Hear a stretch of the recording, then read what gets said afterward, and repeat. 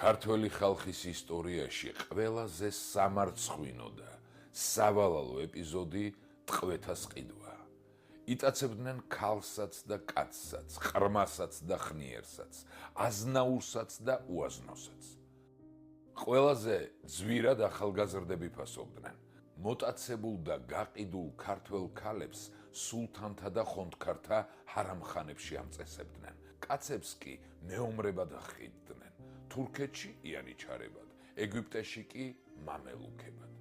იტაცებდნენ ყველგან, გზაში, ყანაში, სამწყემსურში, წყაროზე, წისქვილში, სამლოცველოში, სახლში ნიხდომით. იტაცებდნენ ოსმალონი, ლეკნი და თვითონ ქართველნიც.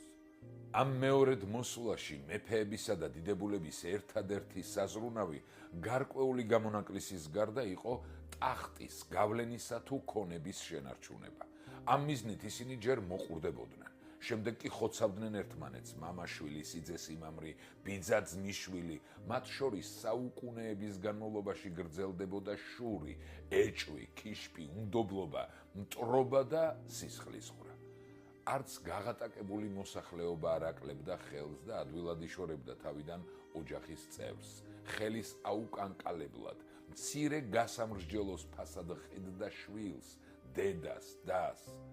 არც ერთ ომს, არც ერთ უცხოელ დამპყრობელს ხმლით იმდენი ზარალი არ მიუყენებია საქართველოსთვის, რამდენიც ამ მშვიდობიანმა ტყვეთა სყიდვამ მიაყენა მას. სამართლიანად აღნიშნავდა აკადემიკოსი ნიკო ბერძენიშვილი.